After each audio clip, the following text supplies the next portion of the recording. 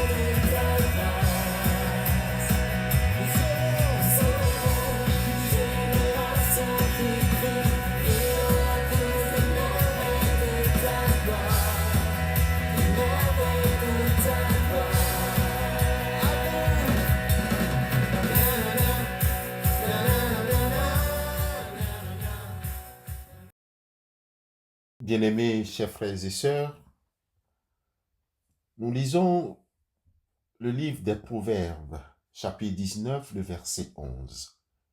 Proverbe 19, verset 11. La sagesse de l'homme le rend lent à la colère et sa gloire est de passer par-dessus la transgression. Proverbe 19, verset 11. Chers amis auditeurs, chers frères et sœurs en Christ, ce verset 11 fait partie d'une section du livre des Proverbes qui oppose la sagesse, c'est-à-dire la crainte de l'Éternel, à la folie, l'impulsivité et la méchanceté. Dans ce verset, bien-aimés frères et sœurs, qu'est-ce que la sagesse?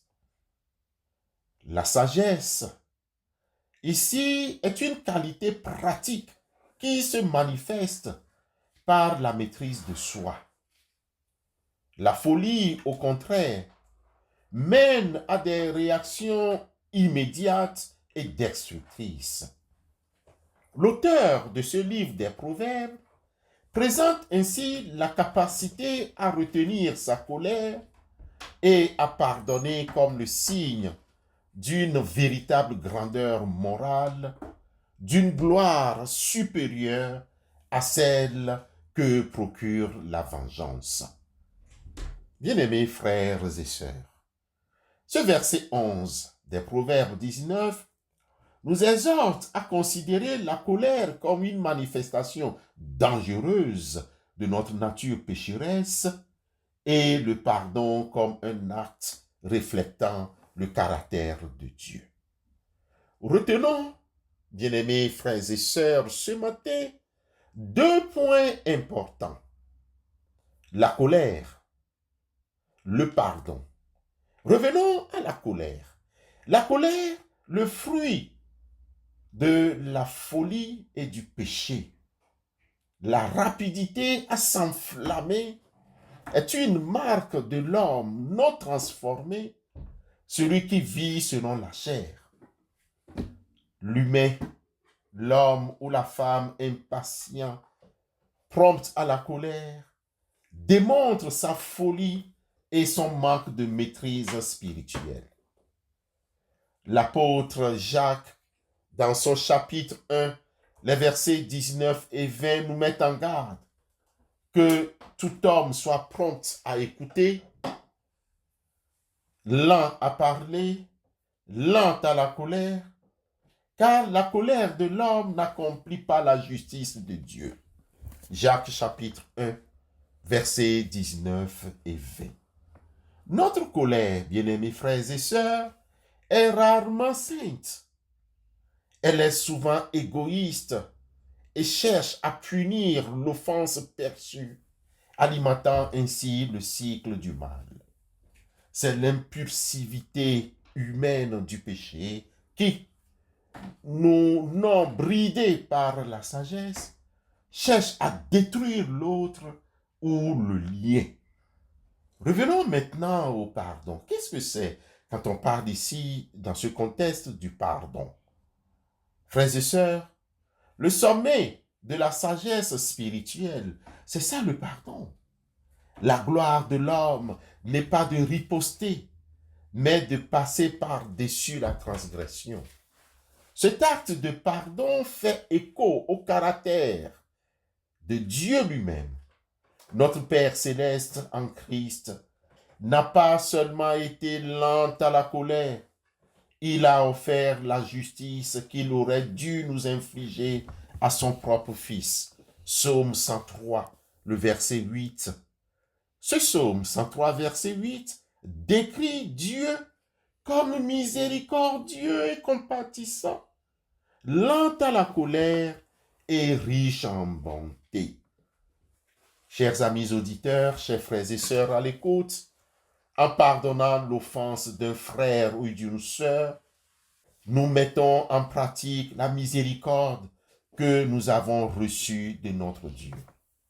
Nous nous souvenons du livre de Paul aux Romains chapitre 3, le verset 23, que nous avons tous péché et avons été pardonnés par grâce. Comment pourrions-nous retenir le pardon d'un autre quand Dieu nous a pardonné une dette infiniment plus grande? Le Seigneur nous commande d'être miséricordieux comme notre Père est miséricordieux. Luc chapitre 6, le verset 36. Bien-aimés frères et sœurs, notre capacité à retenir notre colère et à accorder le pardon est la mesure de la sagesse que l'Esprit a forgée en nous. Bien-aimés, cherchez la gloire, non dans la vengeance satisfaisante, mais dans la liberté et la noblesse que procure le pardon. Amen.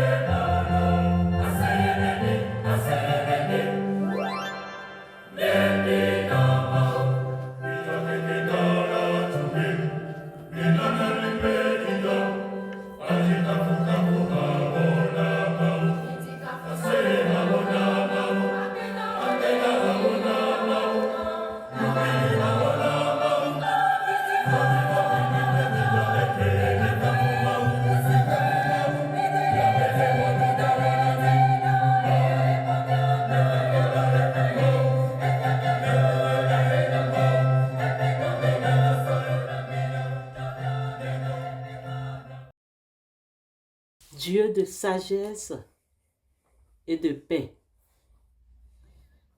Toi qui es lent à la colère et riche en compassion, nous venons humblement devant toi, reconnaissant notre faiblesse face aux impulsions de notre cœur. Nous te demandons, Père, le don de la maîtrise de soi, que ton Saint-Esprit nous rende lents à la colère, comme le préconise le livre des Proverbes, chapitre 19, verset 11. Donne-nous la sagesse de ne pas réagir immédiatement aux offenses, mais de prendre le temps de la réflexion et de la prière. Lorsque la frustration et l'irritation menacent de nous submerger, aide-nous à nous souvenir que la colère de l'homme n'accomplit jamais ta justice. Nous prions pour que la patience devienne le sceau de notre caractère. Nous te supplions de nous éloigner de tout désir de vengeance. Aide-nous à abandonner l'illusion que le mal doit être payé par le mal. Rappelle-nous que notre gloire est de passer par-dessus la transgression. Nous avons été pardonnés d'une dette immense en Christ. Donne-nous la force d'étendre ce pardon à ceux qui nous ont offensés. Que nous mettions tout jugement et toute rétribution entre tes mains.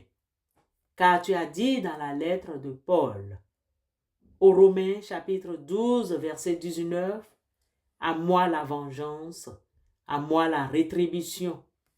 Remplis-nous de ta joie véritable, celle qui n'est pas éphémère, mais qui découle de ta présence. Surtout, verse ton amour pour le prochain dans nos cœurs par l'Esprit Saint. Que cet amour soit actif et pratique, nous poussant au service humble. Que la bonté, la générosité et la bienveillance dictent nos paroles et nos actes. Fais de nous des instruments de réconciliation, capables de bénir ceux qui nous maudissent et de prier pour ceux qui nous persécutent, selon ton enseignement dans l'Évangile selon Matthieu, chapitre 5, verset 44. Accorde-nous de porter les fruits de l'Esprit qui glorifient ton nom. Amen.